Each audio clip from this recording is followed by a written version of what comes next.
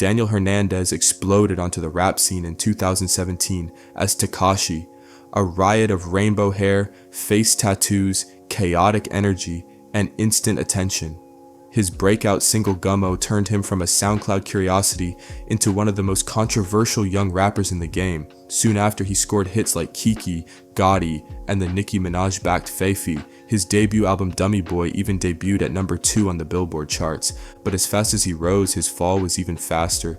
Tekashi's entire image was built on being reckless, controversial, and most importantly, tied into real street credibility. He flaunted his affiliation with the Nine Trey Gangsta Bloods, using their presence to boost his persona. But in 2018, when the feds came knocking with racketeering charges, Tekashi shocked the rap world. He flipped. He testified against his own crew, giving up names and details in exchange for a lighter sentence.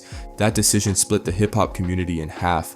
On one side, he avoided a life sentence and walked out of prison in just 2 years. On the other side, his credibility was destroyed. He was branded a snitch, a fraud, and a pariah in an industry that values loyalty above all else. When he got out in 2020, Tekashi tried to prove he was still untouchable. He dropped Gooba, which broke YouTube records, and teamed up with Nicki Minaj for Trollz, which hit number 1 on the Billboard Hot 100.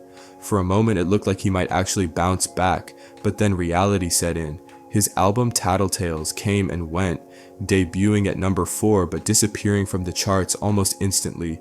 Fans moved on and his shock factor stopped working. By 2023, Tekashi was trying to pivot into Spanish language reggaeton with his album Leyenda Viva, but the project flopped. No chart presence, no hits, no buzz. The once unstoppable Tekashi was running out of gimmicks. And then came the financial troubles. In April 2024, Tekashi's Florida mansion was raided by IRS agents and local police. They rolled up to his home and hauled away some of his most prized possessions, including a custom Lamborghini Urus and a Bentley Continental GT Speed. Both cars were later put up for auction by the federal government. The reason? Tekashi reportedly owed nearly $10 million in unpaid federal taxes. This wasn't just the IRS flexing power, it was a full-blown takedown. Agents don't raid and seize assets unless the debt is massive and the taxpayer has ignored notices, liens, and payment demands. In Tekashi's case, the paper trail showed years of unpaid taxes on concert revenue, streaming income, merchandise, and appearance fees. He flaunted private jets, diamond chains, and million-dollar cars, but according to the IRS, he wasn't paying Uncle Sam his cut. For years, he seemed untouchable, until the day agents showed up with trucks and tow rigs, stripping him of the luxury toys he loved to show off online. On top of that, his personal life was unraveling. In late 2023, he was arrested in the Dominican Republic on domestic violence charges involving his girlfriend, singer Yailin Lamas Viral. He was released under conditions, but it added yet another stain on his record. Then in September 2024, Tekashi's legal issues caught up to him again. He was arrested in New York for violating the terms of his supervised release. He had traveled without permission, missed mandatory drug tests, and even tested positive for meth. He claimed it was an accident caused by taking Adderall, but the judge wasn't buying it. He sat in jail until November, another public fall from grace, but it didn't stop there. In July 2025, Tekashi pleaded guilty to drug possession after police found cocaine and MDMA stashed inside his Florida home.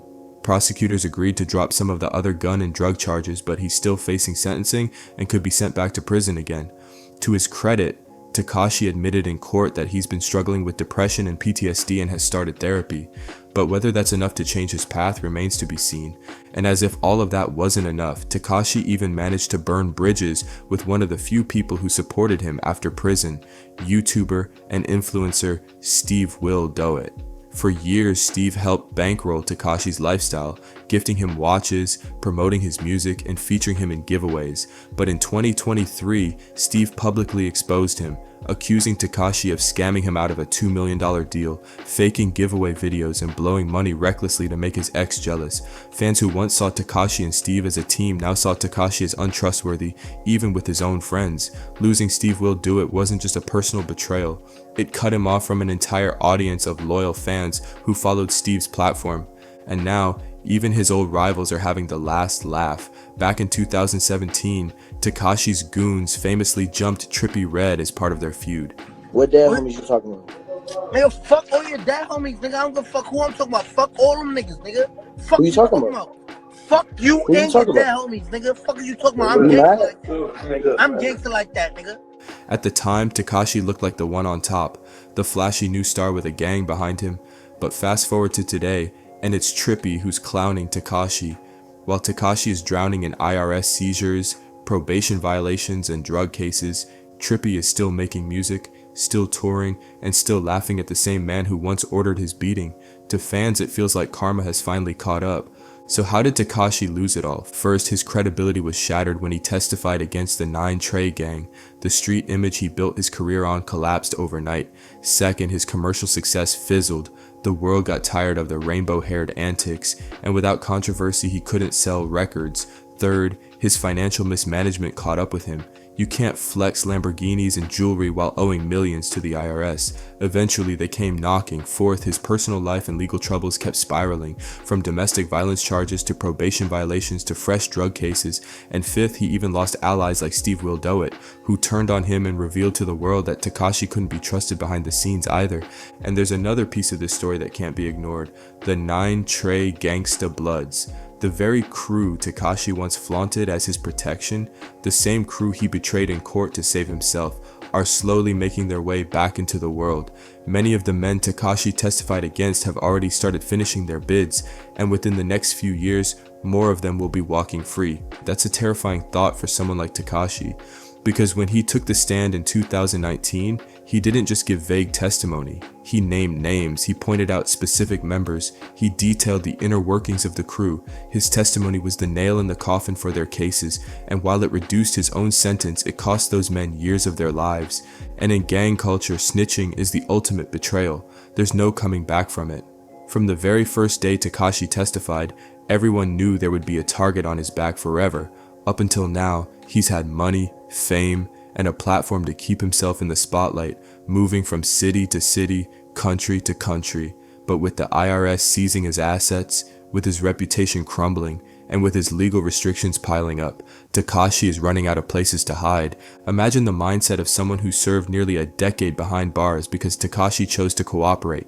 Imagine sitting in a cell, watching the same man you once protected flaunt his freedom, laughing on Instagram, wearing millions in jewelry, living the life you sacrificed.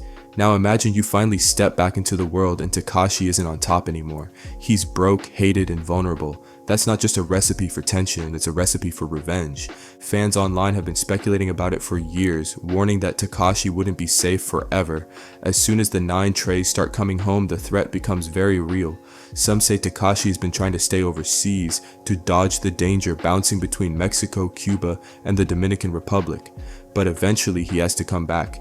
He has to face the reality that the people he betrayed will be free again, and that's why Tekashi's downfall is even darker than it looks. The money problems, the IRS, the arrests, those are battles you can fight in court, but old enemies, they don't send you letters in the mail, they don't give you warnings or due process, they just wait, they plot, and they remember. The ultimate irony is that Tekashi's entire brand was built on fearlessness. He taunted enemies, he mocked rivals, he laughed in the face of danger, but the truth is danger hasn't forgotten him. The Nine Treys might not have been able to touch him while he was protected by fame, money, and federal custody, but those days are gone. His shield is cracking and the people he betrayed are patient. So when people say Tekashi has lost it all, they don't just mean the cars, the money, and the charts. They mean the protection, the illusion of invincibility, the safety net that once kept him laughing at everyone else's expense. Now with the IRS stripping his assets, with the industry turning its back, with former friends exposing him, and with his old enemies preparing to walk back into the free world, Tekashi's future has never looked more uncertain. From rainbow-haired superstar to federal witness to a man living under constant fear, Tekashi's story is the ultimate cautionary tale. You can chase clout, you control the world, you can flex cars, diamonds, and records, but eventually the bills come due, and when the IRS, the courts, and the streets all want their payback, there's nowhere left to run.